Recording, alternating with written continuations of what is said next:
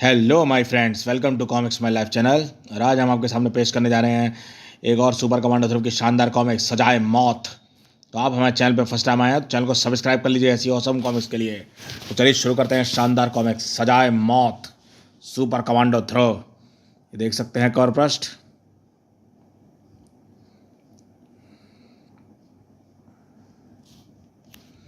जब रात खत्म होने वाली होती है और सुबह की रोशनी फूटने लगती है तो जेल की काल कोठरी के बाहर बूटों की पच्चापें गूंजने लगती हैं, क्योंकि यह समय होता है उसको ज़िंदगी की आखिरी सफ़र पर ले जाने का, जिसका सफ़र आखिरी छोर पर इंतज़ार कर रहा होता है मौत का।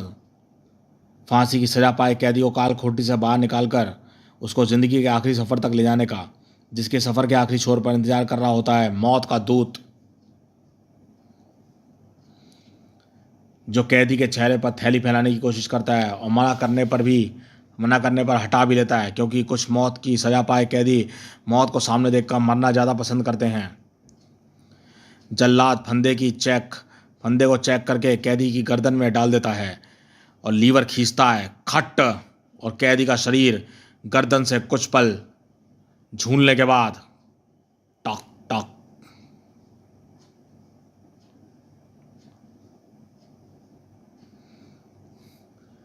तड़प कर शांत हो जाता है। अच्छा है, अच्छा है, अच्छी फिल्म बनाई है, लेकिन इसका क्या मतलब है? लेकिन तुमने अभी तक यह नहीं बताया कि तुम हो कौन। जुर्म की अंतर्राष्ट्रीय दुनिया मुझे स्कीमर कहती है बारको, क्योंकि मैं दुश्मन को गोलियों से नहीं बल्कि अपनी स्कीमों से मारता हूँ। जो कैसेट अभी तुम देख रहे थे वह तुम्हारे लिए खास तौर से बनाई गई स्कीम है, और इस स्कीम का नाम है सजाए मौत। ओहो, तो तुम बिना मुझसे मिले यह भी जान गए कि मुझे काम क्या है। पर कैसे? स्कीमर जब भी कोई काम हाथ में लेता है तो सबसे पहले अपने क्लाइंट यानी मुक्किल की छानबीन करता है और फिर शिकार की। मैंने काम हाथ में लेने से पहले तुम्हारी छानबीन की थी और फिर हाँ कहा था। बारको पहले भी आ चुका है। हत्याई राशियाँ, सजाए मौत और कमांडर नताशा कॉमिक्स में, जो षड्यंत्र सीरीज का एक पार्ट है। नहीं पढ़ी है तो हमारे ध्रुव कॉमिक्स के चैनल की प्लेलिस्ट में आप ये कॉमिक्स पढ़ सकते हैं।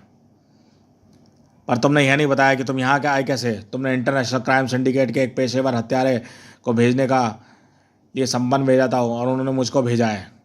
ओहो, तो मैं तो अत्याधुनिक हथियारों के लिए किसी आदमी को लिए सोच रहा था। तुम अभी तक यह नहीं समझ पाए बारको कि ध्रुव को गोलियों से मारने की कोशिश करोगे तो खुद मारे जाओगे। दुश्मन को हमेशा उसकी कमज़ोरी से मारा जाता है, और सुपर कमांडो ध्रुव की कमज़ोरी कानून के प्रति उसकी वफादारी है। अगर सुपर कमांडो ध्रुव को मौत की सज़ा सुना दे तो ध्रुव उससे लड़ने की कोशिश कभी नहीं करेगा। आइडिया तो करोड़ों का है, लेकिन ये होगा कैसे? अगर तुम ये जान लो तो तुमको भी दुनिया स्कीमर के नाम से बुलाने लगेगी। काम कैसे करना है यह तुम स्कीमर पर छोड़ दो, और तुम मेरी फीस का इंतजाम करो, 50 लाख रुपए। गुड नाइट बारको, अभी मुझे ध्रुव पर कुछ और जानकारी इकट्ठी करनी है। यह क्या कह रहे हैं? यह क्या कर रहे हैं बारको सर? ध्रुव के लिए 50 लाख रुपए? इतना पैसा खर्च करने की क्या ज़रूरत है? और ध्रुव से तो फिलहाल हमारी तो कोई दुश्मनी भी नहीं है नहीं तो हो जाएगी कैप्टन। तुमको वह लड़का याद है ना कैप्टन, जिसके हाथों तुमने हीरोइन से भरा वीडियो कैसेट नताशा के पास पहुंचाया था ताकि इंस्पेक्टर शमशेर सिंह नताशा को रंगे हाथ पकड़ ले।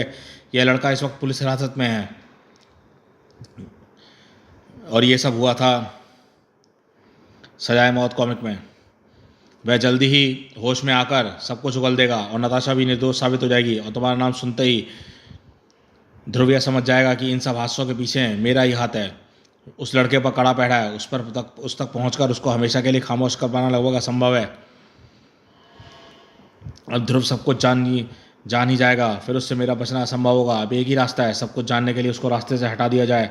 अभी ध्रुव असावधान होगा, उसको ख़त्म करने का यही मौका है, इसलिए मैंने स्कीमर को यहाँ पर बुलाया है। बारको का डर बेबुनियाद नहीं था, क्योंकि जैसे दिन बीतते जा रहे थे उस लड़के की बचने की संभावनाएं बढ़ती जा रही थी। यह अधूरा बयान देकर फिर बेहोश हो गया ध्रुव। 1-2 दिनों में इसे पूरी तरह से होश में आ जाएगा।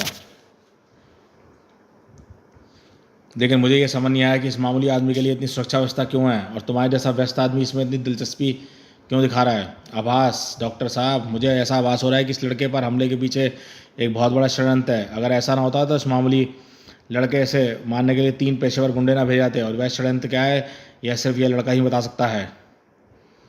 खैर मैं अभी चलता हूँ, मुझे जाकर कुछ और ज़रूरी सामान लेना है, फिर रात को गश्त पर निकलना है। ध्रुव इस बात से बेखबर था कि उसकी हर हरकत पर नज़र रखी जा रही थी। हेलो, एजेंट X2 बोल रहा हूँ। पुलिस हॉस्पिटल से ध्रुव यहाँ से घर जा रहा है, फिर वहाँ से रात को गश्त पर निकलेगा। Very good. अब शुरू होती है स्कीमर की स्कीम, सजाए मौत का पहला सीन। ध्रुव अपने ऊपर निकल चुके मौत के फरमान से अनजान था। ओह, रास्ते में मत खड़ी रहे कराकर श्वेता। ओफो, मैं रास्ते में नहीं खड़ी हूँ, तुम अपने बदन की गाड़ी साइड से निकाल रहे हो। वैसे क्या मैं पूछ सकती हूँ, आंधी की तरह घर में घुसकर तूफान की तरह कहाँ जा रहे हो? मुझे कुछ ज़रूरी सामान लेकर रात को गश्त पर जाना है श्वेता। ओहो, तो फिर निकल रही है राजकुमार की सवारी आवारागर्दी के लिए। आवारा? मैं आवारा हूँ? रात रात भर बाहर रहने वालों को कम से कम अच्छा बच्चा तो नहीं कहा जा सकता। लगता है आज फिर तेरी पिटाई का मुहूर्त। अरे ये चिड़िया खिड़की के शीशे क्यों ठटका रही है? ठक ठक। शायद ये मुझे कोई मैसेज। अरे वह आदमी मेरी मोटरसाइकिल के पास क्या कर रहा है? अगले ही पल ध्रुव का बदन हवा में तैरता हुआ अपने शिकार से टकराया। आह, माफ़ी दे दो बाबूजी। धाड़, मैं चोर नहीं हूँ बाबूजी, मजदूरी करता हूँ। 2 दिनों से कहीं मजदूरी नहीं मिली, बच्चा भूख से बिलख रहा था, मुझसे देखा नहीं गया तो मैं चोरी के इरादे से निकल गया था, पर हिम्मत नहीं पड़ी। यहाँ आपकी मोटरसाइकिल देखी तो दीवार फांद कर पेट्रोल चुराने के लिए आ गया। यही मेरा कसूर था। चाहे तो हथकड़ी लगा दें। नहीं, है चोरी तुमने मजबूरी के कारण की है। अभी मैं तुमको सिर्फ चेतावनी देकर छोड़ रहा हूँ। इसने मेरी मोटरसाइकिल का सारा पेट्रोल नीचे गिरा दिया है। अब इसमें सिर्फ इतना ही पेट्रोल बचा होगा कि पेट्रोल पंप तक जा सके। खैर, पेट्रोल भरवा कर रात की गश्त पर तो जाना ही है।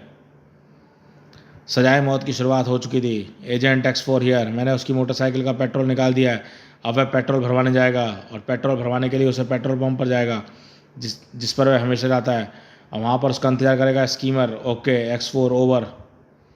यह पेट्रोल पंप ध्रुव का फेवरेट इसलिए था क्योंकि घर के पास होने के साथ साथ वहाँ पर रात के वक्त ज़्यादा भीड़ नहीं होती थी। आइए सर, बहुत घूम लिए क्या? अभी कल ही तो टैंक फुल कराया था, बगैर घूमे ही ख़त्म हो गया। अभी फिर टैंक फुल कर दो गंगाराम। ध्रुव पर 2 जलती हुई आंखें गड़ी हुई थीं। किलर टीम अटैक, शिकार जाल में आ चुका है, और अगले 2 मिनट में। खबरदार, जो किसी ने हिलने की कोशिश की, जितना कैश है चुपचाप निकाल दो। तड़ तड़ तड़ तड़ तड़ तड़ तड़ तड़ तड़ तड़, वरना एक गोली से पूरा पेट्रोल पंप हवा में उड़ता नजर आएगा।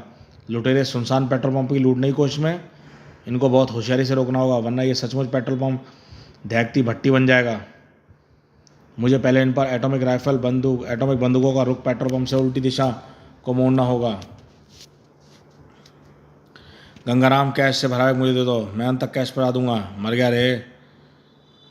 अगर ये गंगाराम का बच्चा पहले मुझे पेट्रोल दे देता तो अब तक मैं इस पेट्रोल पंप से बाहर निकल चुका होता। अभी तो यहाँ से हिलना भी सेहत के लिए नुकसानदायक हो सकता है। लाओ, नोटों से भरा बैग इधर दो। लेकिन ध्रुव ने नोट का बैग देने की बजाय बंदूकों का पेट्रोल पंप की तरफ भारत की तरफ छलांग लगा दी। भारत बंदूकों का रुख बाहर की तरफ मुड़ गया, और वातावरण गोलियों की तड़तड़ाहट से गूंजने लगा। मेरा इस गोलियों की बौछार को पेट्रोल पंप से दूर खींचने का प्लान तो सफल हो गया। अब इनके हाथों से एटॉमिक हथियारों को अलग करना है। टन ठन ठन ठन।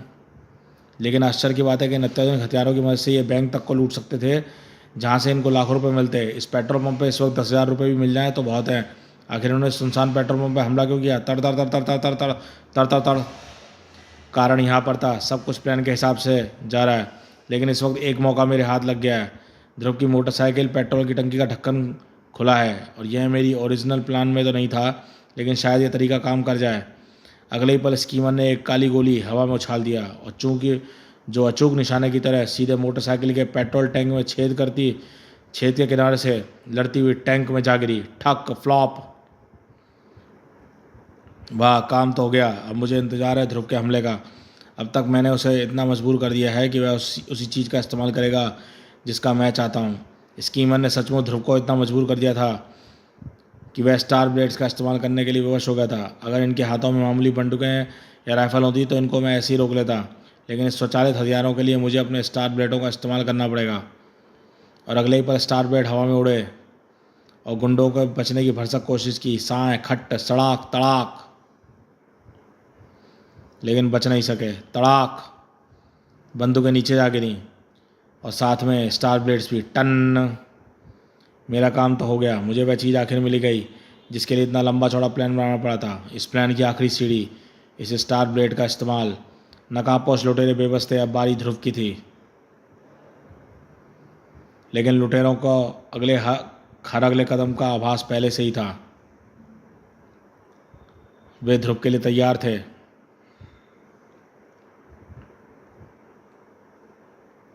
लेकिन ध्रुव भी ऐसे गुंडों के लिए कई सालों से तैयार था, और अक्सर ऐसी लड़ाइयों में उसे दूसरा वार नहीं करना पड़ता था। धाड़। ध्रुव मेरे आदमी के साथ लड़ने में व्यस्त है, बाकी सभी उसे देखने में। यही मौका है अपना काम कर जाने का। इधर ध्रुव ने अपना आखिरी वार किया, और उधर एक स्टार ब्लेड खामोशी से साथ हवा में सरसराता हुआ साएं। अक निशाना सटीक था, अक खच। निशाने को चिल्लाने का मौका तक नहीं मिला, और इससे पहले कि ध्रुव इस हादसे की तरफ ध्यान जा पाता, दूसरी हरकत ने उसका ध्यान अपनी तरफ खींच लिया। कौन हो तुम? रुक जाओ। वह एक गाड़ी में बैठकर भाग रहा है, मुझे मोटरसाइकिल से उसका पीछा करना होगा। गंगाराम, तुम पुलिस को फ़ोन कर देना, मैं उस कार के पीछे जा रहा हूँ। अच्छा, तो ध्रुव मेरे पीछे लगा है, लेकिन उसे इस बात का आभास नहीं है कि वह मेरे पीछे ज़्यादा देर तक जा नहीं लग पाएगा। मुझे बार बार ऐसा क्यों लग रहा है, कहीं पर कुछ गड़बड़ है। कोई चीज़ ऐसी है जो बार बार मेरे ध्यान में आ रही है, लेकिन वह चीज़ आखिर है क्या? याद आ गया, वह चीज़ पेट्रोल पंप पर हमला करने वाले गुंडों की कलाई पर बना कट्टम जीरो का निशान। यही निशान उस आदमी की कलाई पर भी गुथा था जिससे मेरी मोटरसाइकिल से पेट्रोल चुराया था। यानी वह आदमी भी इन्हीं लुटेरों का साथी था, और इसका काम था मुझे इस पेट्रोल पंप में आने के लिए मजबूर करना। पर क्यों? ताकि ये लुटेरे मुझे मार सकें? नहीं, यह प्लान बनाने वाले का यह भी समझता होगा कि मुझे गोलियों से मार पाना मुश्किल है। फिर क्यों? एक ही जवाब बचता है, पेट्रोल। ज़रूर मेरी मोटरसाइकिल में भरे पेट्रोल के साथ कुछ छेड़छाड़ की। अरे, टंकी के छेद के बगल में कोलतार जैसा लगा है। कैसा लगा है? कोलतार। अगले ही पल ध्रुव समझ गया क्या हुआ है, और मौका धमाका होने के 1 सेकंड पहले ही वह कूद चुका था। बाम।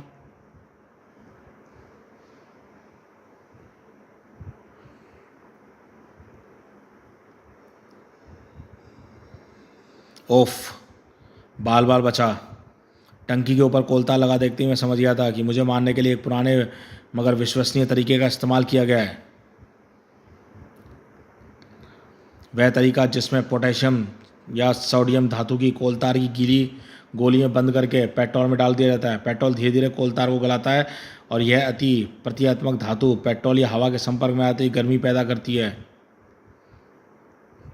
इतनी गर्मी जितनी पेट्रोल को सुलगाने के लिए काफ़ी होती है। खैर, अब तो मैं उस रहस्यमय आदमी का पीछा नहीं कर सकता। अब मुझे वापस पेट्रोल पंप पर जाना होगा। शायद वह लुटेरे ही मुझे कुछ बता सकें।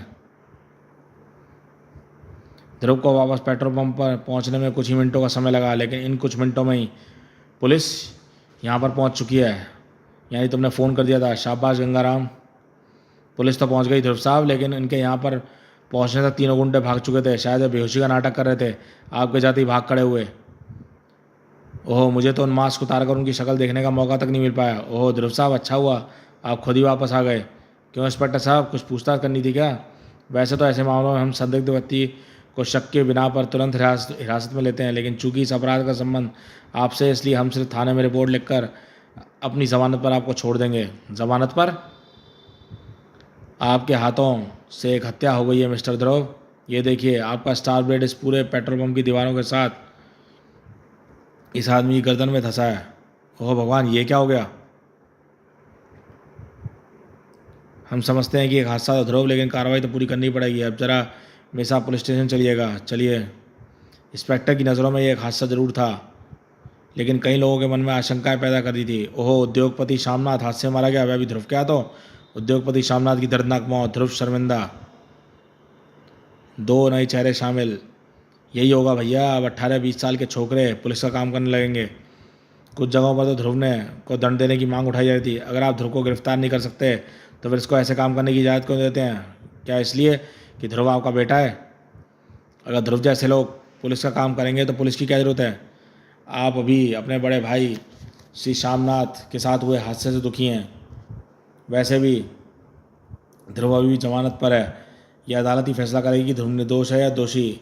इधर ध्रुव के लिए रहस्यों के पर्दे गिर रहे थे, और कहीं पर पर्दे उठने वाले थे। Welcome Peter. वेलकम पीटर, इतने दिनों के बाद तुमको कमांडो हेडक्वार्टर में देखकर बेहद खुशी हो रही है।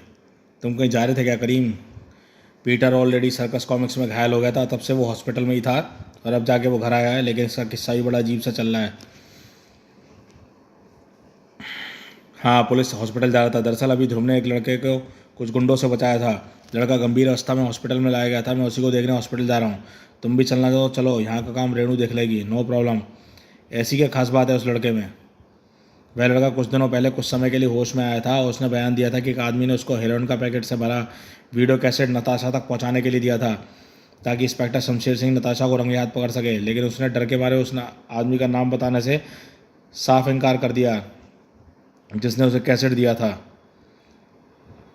इतना बताने के बाद फिर बेहोश हो गया, इसलिए ध्रुव ने उस पर सख्त पैरा बिठा दिया है ताकि उसको मारने की कोशिश न की जा सके। उस लड़के को अब धीरे धीरे होश आ रहा है। अब देखना यह है कि उस आदमी का नाम अभी बताता है या नहीं। वरुम,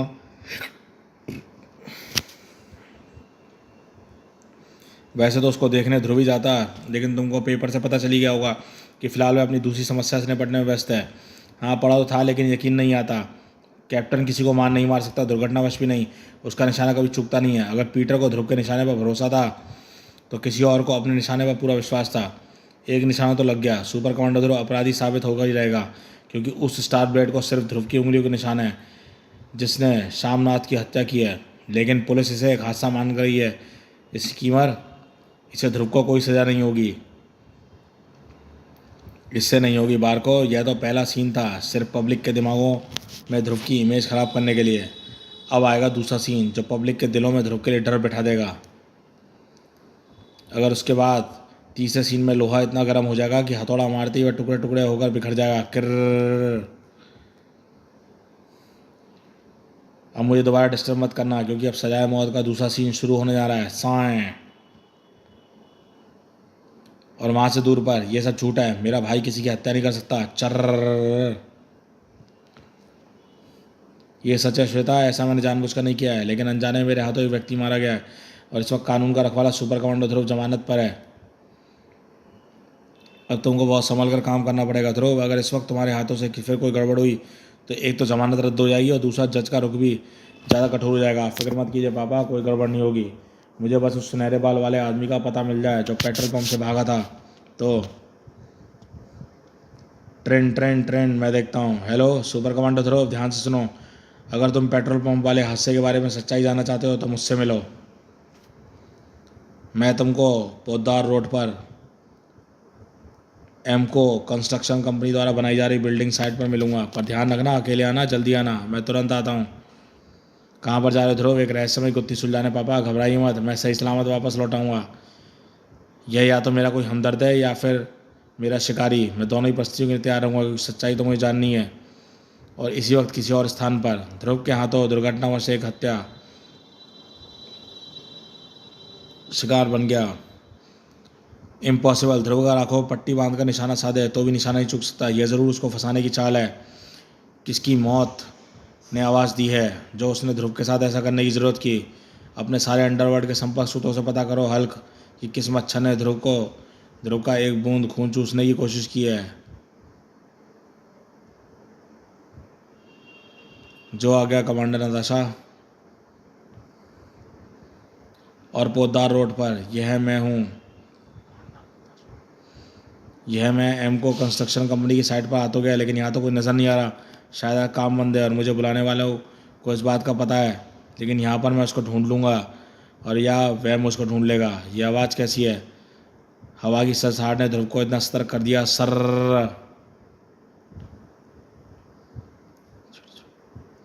कि वह अपनी तरफ बढ़ती मौत से बच सके। ओ माय गॉड, इतना खतरनाक बूमरैंग! यानी मेरे मेज़बान ने ही मुझे ढूंढ लिया है। खचाक! हवा में घूमता हुआ बूमरैंग वापस अपने मालिक की तरफ घुमा और साथ ही साथ ध्रुव की नज़रें भी घूमती हुई बूमरैंग फेंकने वाले पे जा टिकी। आओ सुपर कमांडो ध्रुव, तुम्हारी शव यात्रा में तुम्हारा स्वागत है। देखो, मौत का फरिश्ता बूमरैंग खुद तुम्हारे स्वागत के लिए खड़ा है। लेकिन मुझे तुम्हारी बॉडी देख कर लग रहा है कि तुम्हारा वजन काफ़ी ज़्यादा है। तुमको दो टुकड़ों में बांट दिया जाए तो अर्थी उठाने वाले को शायद कम वजन उठाना पड़े, क्योंकि तब वे दो टुकड़ों को दो अर्थियाँ बना सकते हैं। ऐसे मामूली खिलौनों से मेरे टुकड़े हो सकते हैं तो मैं कभी का दुनिया से उठ गया होता। बूमरैंग तड़ ये ऊंचाई पर खड़ा है और ये बात इसकी ताकत बन गई है। इसको नीचे लाना होगा ताकि मुकाबला बराबरी का हो सके। ध्रुव ने उस लंबे बांस को पोल्ट वाल्ट की तरह जानकर एक तेज दौड़ लगाई और बूमरैंग के स्पैर पर ऊंचाई से उखड़ गए। ताड़! इतनी ऊंचाई से गिरकर यह मरेगा तो नहीं, लेकिन इस हालत में जरूर पहुंच जाएगा कि बगैर एम्बुलेंस के अस्पताल न जा सके। लेकिन ध्रुव का मुकाबला इस बार किसी मामूली गुंडे से नहीं था। गिरते गिरते ही बूमरैंग ने अपनी पीठ पर लगे विशाल बूमरैंग को उतारा और उसे हाथ में घुमा दिया। सर्र! हवा में उड़ता बूमरैंग हवा में ही वापस घूमकर उसके पैरों के नीचे आ टिका। खप! और हवा में तैरता हुआ बूमरैंग सुरक्षित जमीन पर उतर रहा था। इस करतब से ध्रुव भी कुछ क्षणों के लिए स्तब्ध रह गया। बूमरैंग ने उसका पूरा फायदा उठाया। बहुत खेल हो गया ध्रुव, ले संभाल मेरे विस्फोटक बूमरैंग को, ये तेरे चीथड़े उड़ा देगा। बच सकता है तो बचकर दिखा। बड़ाम! ओह, ये बूमरैंग तो बड़े शक्तिशाली विस्फोटक हैं और इनके उड़ने की दिशा इतनी आड़ी तिरछी है कि इस पर स्टार ब्लेड से निशाना लगा पाना बहुत मुश्किल है। लेकिन इनसे निपटने का कोई ना कोई रास्ता जल्दी सोचना होगा, वरना ये विस्फोटक कहीं मुझको ही निशाना ना बना ले। आहा! बड़ाम! एकदम पास हुए धमाके की लहर ने ध्रुव को उठाकर दूर फेंक दिया। ओह, इनको निष्क्रिय करना ही होगा और बमों को निष्क्रिय करने का एक ही तरीका है कि उनको पानी में डुबो दिया जाए। पर इस बूमरैंग को पकड़कर पानी में कैसे डुबोया जाएगा? एक मिनट, यह बोरिंग शायद मेरे काम आ सके। फिलहाल तो यही एक तरीका नज़र आ रहा है। इधर स्विच ध्रुव ने लपक कर बोरिंग की मोटर पंप का स्विच ऑन किया। क्लिक! और इधर से एक और विस्फोटक बूमरैंग उसकी तरफ हवा में उड़ा। लेकिन इस बार ध्रुव के पास निशाना लगाने के लिए हथियार था। फिच फचाक छपाक! ओह, एक तो बूमरैंग पानी में भीग कर निष्क्रिय हो गया, दूसरे तेज धार ने उसकी उड़ान को भी खत्म कर दिया। स्कीमर ने ठीक ही कहा था फचाक कि ध्रुव को हरा पाना असंभव है, क्योंकि ध्रुव के पास अपने स्टार ब्लेड के अलावा और कोई हथियार रखता नहीं। वह अपने आसपास की चीज़ों को हथियार बना लेता है, लेकिन उन चीज़ों से निपटने का तरीका सोच पाना बहुत मुश्किल है। ओह गलप! इस तेज धार ने मुझे बेबस कर दिया है। करने के अलावा मेरे विस्फोटक बूमरैंगों को भी निष्क्रिय कर दिया है। अब मुझे स्कीमर के निर्देशों का पालन करना होगा और उसने मुझे ध्रुव को ना हरा पाने की स्थिति में भाग कर सेंट्रल मार्केट जाने को कहा था, वहीं पर एक खंबे की आड़ में। तो आखिरकार बूमरैंग को भागने की अकल आई गई। मुझे पता था कि इसके फरिश्ते भी ध्रुव को नहीं मार सकते। वैसे अगर ये ना भागता तो मैं इसकी मदद करने को तैयार था। अब ये भागकर सेंट्रल मार्केट पहुंचेगा, ध्रुव भी इसके पीछे लगा होगा। तब बूमरैंग वही करेगा जो मैंने उसे बताया था। मुझे शॉर्टकट से मार्केट इससे पहुंचना होगा ताकि मैं मनमोहक नज़ारा अपनी आंखों से देख सकूं। यह आर्टवर्क देखकर वाकई मैं एकदम बचपन में पहुंच जाता हूं। ऐसी कॉमिक्स इतनी ज़बरदस्त होती है, दमदार। सेंट्रल मार्केट में पोद्दार रोड ज़्यादा दूर नहीं था और ध्रुव ठीक मेरे पीछे आ रहा है। बूमरैंग के एक पट्टे को बाहर खींचकर ध्रुव की तरफ उछाल दिया। ले ध्रुव, पकड़ सकता है तो पकड़ ले इसे। बूमरैंग जितनी आसानी से फेंका गया था उतने आराम से ध्रुव ने उसे लपक लिया। हा, अब तू मेरे जाल में फंस गया ध्रुव। अब तू मेरे पीछा करना छोड़कर इस बूमरैंग को ठिकाने लाने की सोच, क्योंकि यह बूमरैंग एक टाइम बॉम्ब बूमरैंग है। ठीक 15 सेकंड बाद यह फट पड़ेगा। धड़ाक कक। अब मैं हल्ला मचाने जा रहा हूँ। अरे बचो रे, भागो, अपनी जान बचाओ। सुपर कमांडर ध्रुव पागल हो गया है, मार्केट में टाइम बम लेकर घूम रहा है। 15 सेकंड बाद खुद ही फट पड़ेगा। क्या ध्रुव के पास टाइम बम है? अगले ही पल मार्केट में भगदड़ मच गई। सबकी जुबान पर एक ही बात थी, भागो, ध्रुव के पास टाइम बम है। ये अब शामनाथ की जान लेने के बाद हम सबकी जान लेने के पीछे पड़ा है। अरे कोई बम मार्केट में लेकर घूमने की चीज़ है क्या? कैसे कैसे पागल हैं? Police police! हाँ हाँ, सुपर कमांडर ध्रुव, अब देखते हैं तू क्या करता है। या तो तू अपने चीथड़े उड़वा ले या फिर जहाँ भी बम फेंकेगा वहाँ पर तबाही मचवा ले। अब फंस गया तू बच्चू। यही ख्याल ध्रुव के दिमाग में था। ओह, बचने की अच्छी चाल चली है बूमरैंग ने। इसको रखता हूँ तो मर जाऊँगा और फेंकता हूँ तो मारा जाऊँगा, क्योंकि कहीं फेंकूँ ये बम फटकर कुछ ना कुछ तबाही तो मचाएगा और इसका इल्ज़ाम मेरे सर आएगा। लेकिन ये चाल इतनी अच्छी नहीं है कि ध्रुव को रोक सके। ची ची ची ची ची। इधर ध्रुव ने छूटकर बूमरैंग को हवा में उछाला और उधर गले से उभरी आवाज़ ने सुनकर एक चील तेजी से नीचे उतरी। और अपने पीछे पंजों में बूमरैंग को दबाकर तेजी से ऊपर की ओर उड़ी। और कुछ ही पलों बाद चील ने सैकड़ों फीट की ऊंचाई पर पहुंच चुकी थी और उस पर उसने और इतनी ऊंचाई पर पहुंचकर उसने पंजों से बम को छोड़ दिया और 1 सेकंड बाद ही धमाका हो गया, पड़ाम। लेकिन ये धमाका किसी को नुकसान नहीं पहुंचा पाया और स्कीमर की सजाए मौत का दूसरा सीन फ्लॉप हो गया था। और ध्रुव ने अपनी विलक्षण बुद्धि से, अपनी फुर्ती से मुझे मात दे दी। अगर ये बम फट जाता तो ध्रुव की को कम से कम उम्र कैद का मिलने का रास्ता पक्का हो जाता। लेकिन चलो, ऑपरेशन सजाए मौत के तीसरे सीन में वह रंगे हाथों पकड़ा तो जाएगा ही, तब देख लेंगे। सुपर कमांडो ध्रुव जिंदाबाद। और हॉस्पिटल में उस लड़के को होश में तो आ गया करीम, लेकिन अब वह कोई बयान देने से साफ इनकार कर रहा है। कहता है वे लोग उसे मार डालेंगे, वे उसे बचाने के लिए, अब तो उसे बचाने वाला भी कोई नहीं रहा, यही दोहराए जा रहे हैं। इसका क्या मतलब हुआ? मुझे तो कुछ समझ में नहीं आ रहा। मतलब साफ है करीम, अभी भी उसके लिए किसी करीबी की मौत हो गई होगी और वह लड़का अपने आप को असहाय महसूस कर रहा होगा। मैं उससे मिलकर उसको समझाने की कोशिश करता हूँ, लेकिन अंदर घुसते ही पीटर की आंखें आश्चर्य से फूट पड़ी। उस लड़के की भी। जोनाथन, तू यहाँ पर है? और मैं और फादर परेरा तुझको ढूंढ ढूंढ कर परेशान हो गए। पीटर मेरे भाई, तू जिंदा है? जिंदा है से तेरा क्या मतलब है? मैंने सुना था किसी ने तुझे गोली मार दिया है। गोली मार दी सुनकर तू समझा कि मैं मर गया? अरे गोली मुझे बाजू में लगी थी पगले। लेकिन तू फादर परेरा के पास भाग क्यों आया था जोनाथन? मैं घबरा गया था। मैं समझा कि अब मेरा इलाज नहीं हो पाएगा क्योंकि तेरे पैसे मुझे मिलने बंद हो जाएंगे। अब तो समझ गया ना? अब तू बयान देगा तब तू साफ साफ बताएगा। बताऊंगा भाई बताऊंगा। तू जिंदा है तो मुझे किस बात का डर? सुन। और जोनाथन की जुबान सब कुछ उगलती चली गई। और फिर बाद में तो जोनाथन को किसी कैप्टन ने हीरोइन से भरा वीडियो कैसेट दिया था, पर यह कैप्टन है कौन? जोनाथन के बताए हुलिये की मदद से हम कमांडो है कंप्यूटर पर उसे तलाश कर सकते हैं। ठीक है, तुमने अभी तक बताया नहीं कि तुम्हारा एक भाई भी है पीटर? मेरी बेवकूफ़ी समझ लो करीम। जोनाथन बचपन से ही बुरी संगत में पड़ गया था। छोटी छोटी चोरियां करने लगा था क्योंकि उसे ड्रग्स की लत लग गई थी। मुझे इस बात का पता तब चला जब मैंने कमांडो फोर्स ज्वाइन कर ली थी। मैंने तुरंत उसका इलाज शुरू करवा दिया, लेकिन यह बात तुम सबसे छुपा ली थी क्योंकि मुझे डर था कि मेरे मेरे भाई के बारे में जानने के बाद मुझे नौकरी से निकाल दिया जाएगा। मैंने जोनाथन को फादर परेरा के अनाथालय में छोड़ दिया था। हर महीने उसके खर्चे और इलाज के लिए पैसे भेजता रहा और इस बार अस्पताल में होने के कारण ना पैसे भेज पाया, ना ही कोई मैसेज। उसी से सारी गड़बड़ी हो गई। चलो, अब तो सारी गड़बड़ी दूर हो गई। अब चलो चलकर कैप्टन को तलाश करो। तो ये था किस्सा पीटर का जो चल रहा था अब तक। कैप्टन उस वक्त बारको और स्कीमर के साथ था। तुम्हारा दूसरा सीन तो टाटा फिस हो गया स्कीमर।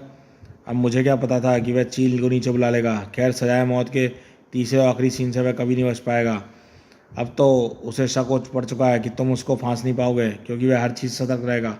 अपने दोस्तों से सतर्क नहीं रहेगा ना। इस बार वह अपने एक दोस्त से टकराएगा। उधर देखो, मैं अपने अड्डे में बैठा बैठा भाड़ नहीं झोंक रहा था।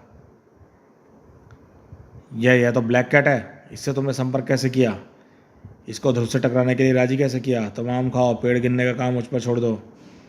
आज रात या तो ध्रुव ब्लैक कैट के हाथों मरेगा या ब्लैक कैट को मारकर फांसी के तख्ते पर चढ़ जाएगा। और उसी रात इस एरिया की मुझे रोज़ गश्त लगानी पड़ती है क्योंकि यहाँ पर विजय महल होने के कारण टूरिस्ट बहुत आते हैं और जो कभी कभी रात में देर तक रुक जाने के कारण गुंडे और लुटेरों का शिकार हो जाते हैं। पता नहीं आज यहाँ पर कोई शिकार बनेगा या नहीं। यह क्या? धाड़!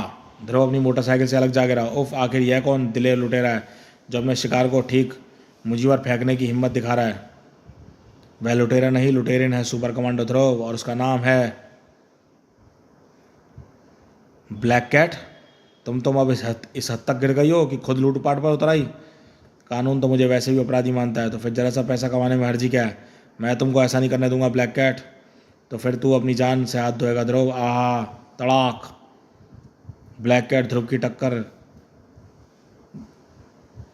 की ही कलाबाज थी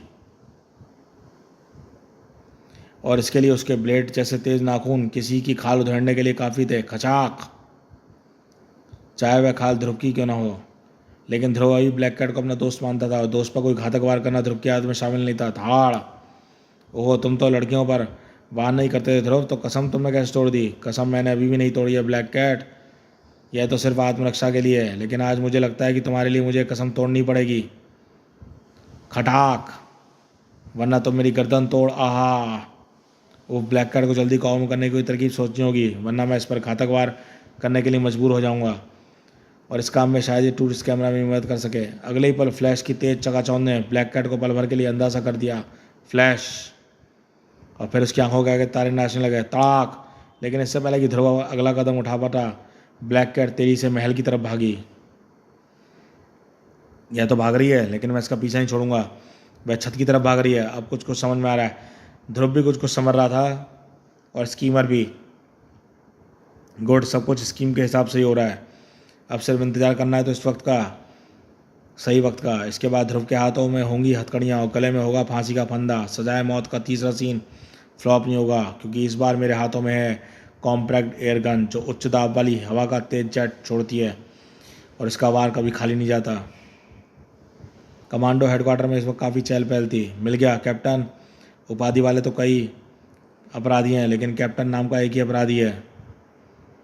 यह तो बार्को का दाहिना हाथ है, राजनगर का mafia boss Barko. Very good. Dhruv काफ़ी दिनों से बार्को के पीछे पड़ा था, लेकिन उसके खिलाफ कोई सबूत नहीं मिल रहा था। तुरंत ध्रुव को मैसेज भेजो करीम। मैं कोशिश कर रहा हूँ, लेकिन ध्रुव का स्टार ट्रांसमीटर इंगेज जा रहा है। शायद ध्रुव कहीं पर मैसेज भेज रहा है। कोई बात नहीं, थोड़ी देर बाद फिर से कोशिश करना। ध्रुव तक सूचना तुरंत पहुँचानी जरूरी है। बार्को के नाम का जिक्र कहीं और भी हो रहा था। ओहो, तो बार्को ने ध्रुव को ख़त्म करने के लिए स्कीमर को बुलाया। अंतर्राष्ट्रीय अपराधी स्कीमर। हाँ मैडम, और एक और धमाकेदार खबर का पता और भी चला है। वह यह है कि आप पर पिछले कुछ समय से हो रहे हमलों के पीछे बार्को का ही हाथ था। शमशेर सिंह भी बार्को का आदमी था। ओह, यानी पिछले कुछ सालों में जो कुत्ता हमारे हाथ से हड्डी लेकर चूसता था, वह हमको ही काटने की कोशिश कर रहा है। बार्को के इस पाप का हिसाब हम खुद अपने हाथों से करेंगे। नताशा को सवालों के जवाब मिल रहे थे, और दूसरी तरफ सजाए मौत का फंदा कसता ही जा रहा था। ध्रुव को मेरा पीछा करते कम से कम 5 मिनट पहले छत पर आ जाना चाहिए था। आखिर वह रुक क्यों गया? रुका नहीं था मिस ब्लैक कैट। दरअसल दीवार के रास्ते ऊपर आने में थोड़ा ज़्यादा वक्त लग ही जाता है। ताड़। अच्छा, तो तू समझता है कि मुझ पर असावधानी की हालत में वार करके तू मुझ पर काबू पा सकता है? ऐसे संभल कर तूने बहुत बड़ी भूल की है, और ये तेरी ज़िंदगी की आखिरी भूल साबित होगी। आहा, धाड़। वाह वाह, सब कुछ मेरी स्कीम के अनुसार हो रहा है। ध्रुव ब्लैक कैट का पीछा करते करते छत पर आ पहुंचा है, लेकिन अब मुझे सिर्फ पुलिस के आने का इंतज़ार है, जिनको मैंने पहले ही खबर भेजकर बुलवा लिया है। और अब मैं करूँगा इस एयर जेट गन का इस्तेमाल। स्कीमर को ज़्यादा इंतजार नहीं करना पड़ा, क्योंकि कुछ सेकंडों बाद तड़ाक, ये तेज पुलिस सायरन ने वातावरण की खामोशी को चीर कर रख दिया। वी वी वी वी वी वी वी वी वी वी वी वी वी वी वी। आवाज़ ब्लैक कैट के कानों तक भी आ पहुंची। पुलिस आ गई है। अब स्कीमर की स्कीम के अनुसार मुझे ध्रुव को खींचकर मुंडेर तक ले जाना है, ताकि स्कीमर अपनी एयर जेट फैन का ध्रुव पर करके उसे मुंडेर से नीचे गिरा सके। और मुझे बस यही समझ नहीं आया कि यह काम स्कीमर पुलिस के सामने क्यों करना चाहता था। खैर, मुझे क्या, मुझे तो सिर्फ अपना काम करना है। ताड़। ये मूर्ख लड़की समझ रही है कि मैं अपना वार ध्रुव पर करूँगा। यह नहीं जानती कि मेरा निशाना ध्रुव नहीं है, छोकरी है। ध्रुव पर वार करने का मतलब अपनी उपस्थिति को चिल्ला चिल्ला कर बता देना है। आज तो इस छोकरी की हत्या होगी, और यह हत्या करेगा ध्रुव। ताड़। खबर सही थी। ऊपर देखिए, ध्रुव ब्लैक कैट और बेरहमी से वार कर रहा है। ब्लैक कैट ध्रुव को खींचकर मुंडेर तक ले आई थी। ताड़।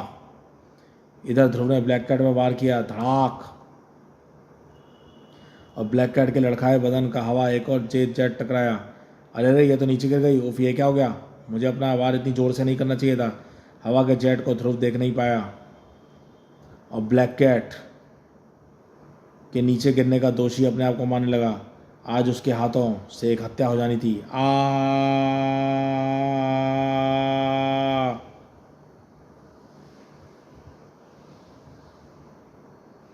क्योंकि इतनी ऊंचाई से गिरने का मतलब है एक अवश्यंभावी मौत। एक दिल को दहला देने वाली चीख हवा में खिंचती चली गई, जो किसी के कानों में घंटी की मधुर आवाज़ जैसी बज रही थी। हा हा, सफल हो गई मेरी स्कीम। ऑपरेशन सजाए मौत का तीसरा सीन फ्लॉप नहीं हुआ। पुलिस ऊपर आती होगी, मुझे छिपने का स्थान बदल देना चाहिए। और ऊपर नए छिपने के स्थान से स्कीमर वह दृश्य देखा, जिसको देखने के बाद वह तरस रहा था। You are under arrest mister Dhruv. हम तुमको ब्लैक कैट की हत्या के जुर्म में गिरफ्तार करते हैं। ही, मेरा बुरी तरह से चीखने और नाचने का मन कर रहा है, लेकिन यहाँ पर अपनी खुशी का इजहार करने का मतलब अपनी मौत को बुलाना है। अब मैं अपने अड्डे पर जाकर ही हंसूंगा और इतना हंसूंगा कि उसकी दीवारें काँप कर टूट जाएं। महलों को गुप्त रास्ते से भागते स्कीमर ने अपनी हंसी को तब तक दबाए रखा जब तक वह अपने अड्डे तक नहीं पहुंच गया। हा हा हा हा हा। Schemer is great, greatest of all. मैंने ध्रुव को रास्ते से हटा दिया है। अब इसको कम से कम 14 साल की सज़ा होने से कोई नहीं बचा सकता। वह रंगे हाथों पकड़ा जाएगा गया। अब जेल में रहेगा और सारे अपराधों को अपनी आंखों के सामने होता हुआ देखेगा। अब वह तिल तिल करके मरेगा, तड़पेगा, लेकिन कुछ नहीं कर पाएगा। वह सज़ा तो सजाए मौत से भी ज़्यादा अच्छी है। मैंने ब्लैक कैट की हत्या के आरोप में ध्रुव को पुलिस के सामने ऐसा फंसाया है कि वह वाह, तुमने किसी को किसी के हत्या के आरोप में नहीं फंसाया है स्कीमर। सुपर कमांडर ध्रुव, तुम यहाँ कैसे? तुमको तो पुलिस ने ब्लैक कैट की हत्या के जुर्म में गिरफ्तार कर लिया था। ज़रूर गिरफ्तार कर लेती स्कीमर, अगर तुम मेरे हाथों से ब्लैक कैट का खून होता हुआ देख लेते हो, यानी तुम्हारे द्वारा ब्लैक कैट का मेकअप करके भेजी हुई इस लड़की का। ये बच कैसे गई? मैंने तो इसे अपनी आंखों से नीचे गिरते देखा था और इसका तो एक नाखून तक नहीं टूटा है। पर कैसे? अभी बताती हूँ कैसे। कमीने, मुझे डबल क्रॉस करता है। जेट एयरगन तुझे ध्रुव पर चलानी थी और तूने मुझ पर चला दी। अब मुझे बताया कुछ और, किया कुछ और। ताड़, और मैं तेरी ऐसी हालत बनाऊंगी कि तेरा हुलिया 5वीं मंजिल से गिरे हुए आदमी जैसा हो जाएगा। अरे मर गया। मुझे पता होता कि ये जूडो कराटे मुझी पर आजमाएगी तो मैं तुझ जैसे एक्सपर्ट फाइटर को ब्लैक कैट बनाकर कभी ना लाता। धाड़। देखा स्कीमर, मैंने तुमको एक हाथ तक नहीं लगाया, फिर भी तुम पिट गए। बहुत घटिया स्कीम थी तुम्हारी। खटाक। मान गया मेरे बाप। पहले मुझे इस लेडी जैकी चैन से तो बचाओ और फिर मुझे ये बताओ कि जो लड़की मेरी आंखों के सामने नीचे गिरी थी वह बची कैसे? ये सब क्या ड्रामा है? रुक जाओ लाइला, अब तुम एक पुलिस गवाह हो। सबसे पहले तो मैं तुमको ये बता दूं कि स्कीमर कि मैं ना तो कभी गिरफ्तार हुआ और ना ही मैं जमानत पर छूटा था। यह सब तुमको भ्रम में रखने के लिए नाटक रचा गया था। पेट्रोल पंप पर ऑपरेटर गंगाराम के बयान के बाद पुलिस ने यह मान लिया था कि जिस वक्त मैं स्टार ब्लेड फेंक रहा था उस वक्त मेरे और स्वर्गीय श्यामनाथ के बीच पेट्रोल पंप का बॉक्स था। गलती से भी मेरे द्वारा फेंके गए स्टार ब्लेड उनको लग ही नहीं सकते थे। और वैसे भी जिस गौड़ पर ब्लेड उनकी गर्दन में धंसा था उस साफ जाहिर था कि ब्लेड मेरी विपरीत दिशा में फेंका गया था और तुम उसी दिशा से निकलकर भागे थे। तो मैं तो सारा खेल तभी समझ गया था, इसलिए अपने गिरफ्तार होने और जमानत होने का नाटक रचा ताकि तुम मुझ पर हमला करो और मैं तुमको पकड़ सकूं। बूम बैंग वाले हादसे में तुमने मुझे लगभग फंसा ही दिया था, लेकिन मेरी किस्मत अच्छी थी कि मुझे ऐन वक्त पर उस मुसीबत से बाहर निकलने का रास्ता सूझ गया। मुझे मालूम था कि तुम बौखला उठोगे और तीसरा हमला जल्दी करोगे और मैं हर तरह से सतर्क हो गया था। लेकिन लाइला को ब्लैक कैट के रूप में भेजकर तुमने कुछ देर के लिए मुझे चक्कर में डाल दिया था, परंतु लाइला से कुछ देर तक लड़ने के बाद इसकी फाइटिंग स्टाइल देखकर मैं समझ गया कि असली ब्लैक कैट नहीं हो सकती। मैं सतर्क हो गया और जब इसने लड़ाई के बीच में छोड़कर महल की छत पर भागने की कोशिश की तो मैं सोच में पड़ गया। छत पर जाने का एक ही मतलब हो सकता है, वह यह है कि योजना छत से नीचे गिराकर मारने की है। मैं तुरंत सीढ़ियों पर रुककर अपने स्टार ट्रांसमीटर और पुलिस से संपर्क किया और यह जानकर आश्चर्य रह गया कि पुलिस को पहले ही किसी ने खबर भेजकर विजय महल में मुझे पकड़ने के लिए बुलाया। इसी वक्त करीम कमांडो ट्रांसमीटर पर ध्रुव से संपर्क करने की कोशिश कर रहा था जब बिजी जा रहा था। मैंने पुलिस वालों से उस जाल को साथ लाते वक्त अनुरोध किया था जिसका इस्तेमाल फायर ब्रिगेड ऊपर नीचे कूद रहे व्यक्तियों को लपकने के लिए करती है। बस अब मामला फिट था। ब्लैक कैट से मेरी हुई लड़ाई, पुलिस आ गई और ब्लैक कैट ऊपर से नीचे आ गई, लेकिन ज़मीन पर नहीं, सीधी पुलिस वालों द्वारा पकड़े गए जाल पर। मैं जानता था कि तुम किसी गुप्त स्थान पर छिपकर सारे दृश्य देख रहे हो, इसलिए पुलिस ने छत पर आकर मुझे गिरफ्तार किया। पुलिस तुम्हारे लिए भी महल की तलाशी लेना चाहती थी, पर मैंने उसको रोक दिया क्योंकि मैं जानता था कि महल में छिपने की सैकड़ों जगह हैं और भागने के दर्जनों रास्ते। वैसे भी लाइला हमारे कब्जे में थी। तुम्हारे दोगलेपन ने लाइला को बुरी तरह से नाराज कर दिया था। वह तुरंत पुलिस गवाह बनने पर राजी हो गई और मुझे यहाँ तक ले आई। तुम्हारी सारी स्कीम भी इसी ने मुझे बताई।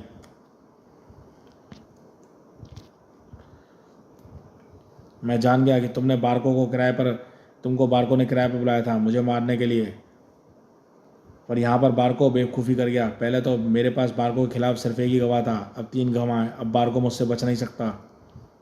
बारको के खिलाफ सबूत तो तू तभी इस्तेमाल कर पाएगा ना जब तू जिंदा बचेगा ध्रुव। बारको, मुझे तो स्कीमर ने यहाँ पर 50 लाख रुपए लेने के लिए बुलाया था।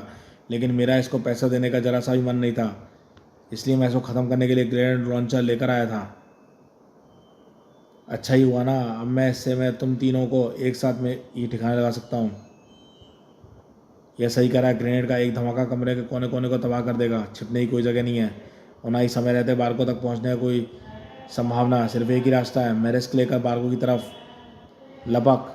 ध्रुव की सोच अधूरी रह गई, क्योंकि उसी पल दो हल्की सी पिट की आवाज़ों के साथ बारकों और कैप्टन की खोपड़ियाँ खून से सने लोथड़ों में बदल गईं। पिट आहा, पिट आ।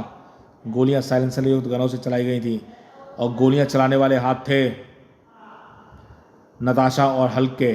नताशा, तुम यहाँ पर कैसे? इस कुत्ते बारकों के पीछे एक गद्दार नमकराम था और नमकरामों की रोबों की अदालत में एक ही सजा होती है, सजाए मौत। मेरा काम खत्म हुआ, अब मैं जा रही हूँ। रुक जाओ नताशा, तुम मेरी आंखों के सामने दो दो हत्या करके नहीं जा सकती। यह तुम कभी साबित नहीं कर पाओगे ध्रुव, क्योंकि मेरे पास सैकड़ों ऐसे गवाह हैं जो कसम खा कह सकते हैं कि इस वक्त मैं एक शानदार पार्टी में खाना खा रही हूँ। तुम्हारा कमज़ोर कानून मेरा कुछ नहीं बिगाड़ सकता। ध्रुव खामोश रह गया। मैं जानता था कि इस वक्त कानून के मुकाबले अपराध का पड़ला भारी था, लेकिन मैं यह भी जानता था कि एक ना एक दिन नताशा को मैं गिरफ्तार करके ही रहेगा। समाप्त। तो दोस्तों, सजाए मौत शानदार कॉमिक्स यहीं समाप्त होती है। ये कॉमिक्स आपको कैसी लगी हमें बताइएगा। चैनल पे फर्स्ट टाइम आए हैं तो चैनल को सब्सक्राइब कर लीजिए ऐसी ऑसम कॉमिक्स के लिए। तो देखते रहिए कॉमिक्स माई लाइफ चैनल।